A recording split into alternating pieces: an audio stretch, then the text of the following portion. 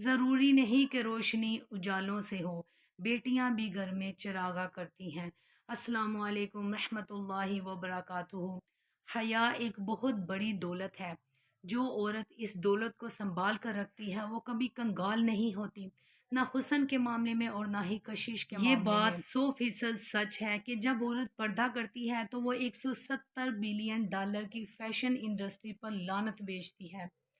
जी हाँ, क्योंकि जब मैंने पर्दा स्टार्ट किया तब से लेके अब तक आप यकीन करें मेरे पास मेकअप जो है वो बराए नाम है, बहुत ही कम है, ना होने के बराबर जिसको कहते हैं। तो बात जो है वो सिर्फ 1.5 गज के हजाब और 4 गज के अबाए के उस टुकड़े की नहीं है। बात आपकी उस मोहब्बत की है जो आपका रब आपसे करता है, जो वो मान की है जो आपका रब आप पे रखता है कि आप मुसलमान हो। आपको उस मान का ख्याल रखना है। आपसे एक किस्सा जो है वो शेयर करूंगी। एक बच्ची ने जो है वो अपने बाप से पूछा, एक लड़की ने, कि अब्बा जान मैं जिस्म के कितने हिस्से पर पर्दा करूं। उसके बाप ने कहा कि बेटी जितने हिस्से पर तुम जो है वो जहन्नुम की आग बर्दाश्त कर सकती हो उस हिस्से को जो है वो तुम बेपर्दा कर दो और बाकी हिस्से को जो है वो कवर कर दो। आप खुद सोचें कि हम एक लम्हे के लिए जहन्नुम की आग बर्दाश्त नहीं कर सकते, इस दुनिया की तकलीफ़ बर्दाश्त नहीं कर सकते, तो जहन्नुम की आग तो बहुत दूर की बात है। जो औरत पर्दा करती है उसको अपने ऊपर फ़ख्र महसूस होना चाहिए, क्योंकि दुनिया में बहुत सी किताबें हैं लेकिन गुलाब सिर्फ कुरान पाक पर चढ़ाया जाता है। दुनिया में बहुत सी इमारतें हैं लेकिन गुलाब सिर्फ खाना काबा पर चढ़ाया जाता है।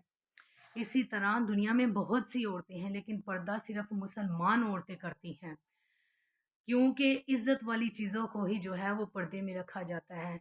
मुसलमान औरत पर जो है वो हया की चादर इस तरह जचती है जिस तरह कुरान पाक पर गलाफ जचता है।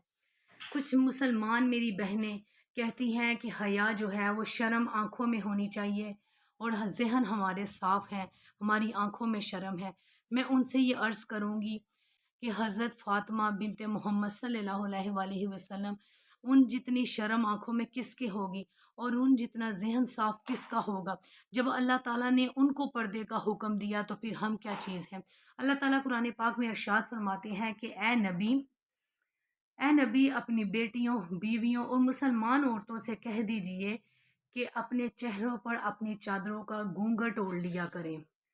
ये मुनासिब तरीका है ताकि वो पहचानी जाएं और सताई ना जाएं। यानी अपना चेहरा जो है वो गैर मर्दों से छुपा लें। ये एक मुनासिब तरीका है और वो पहचानी ना जाए, वो सताई ना जाए, यानी दूर से ही पता चल जाए ये मुसलमान घराने की औरतें हैं। तो हम बहुत ही खुशकिस्मत हैं।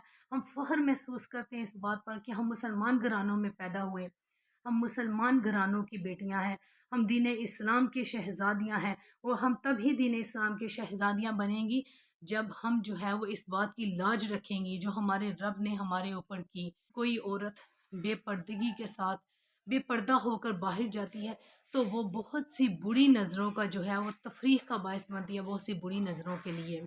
बेपर्दगी वो पेट्रोल है जिससे लगी हुई आग को 7 समुंदर का पानी भी नहीं बुझा सकता।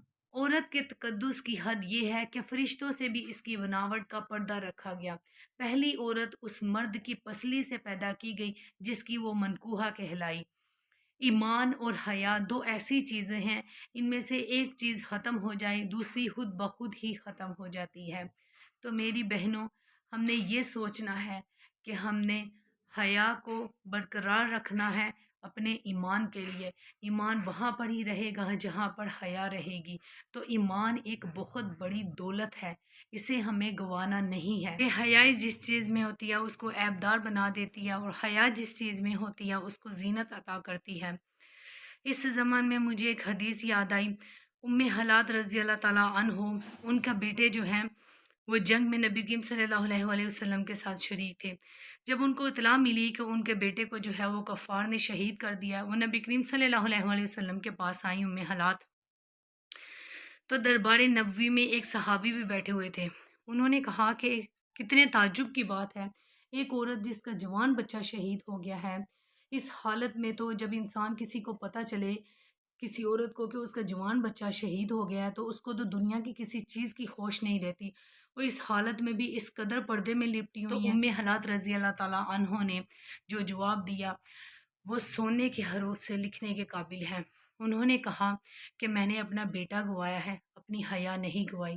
سبحان اللہ، یہی سوچ ہونی چاہیے مسلمان عورتوں کی۔ ہمارے معاشرے کی مسلمان عورتوں کو کیا ہو گیا ہے؟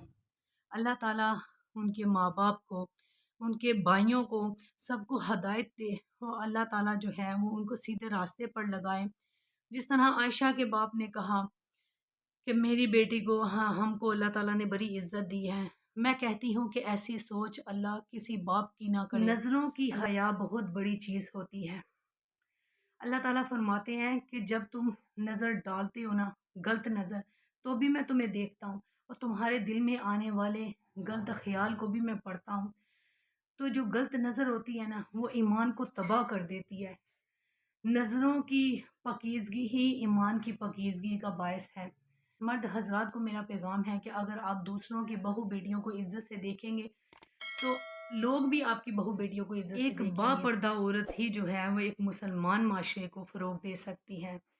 حیا جو ہے وہ جب پروان چڑھتی ہے تو پھر وہ نسل در نسل چلتی ہے۔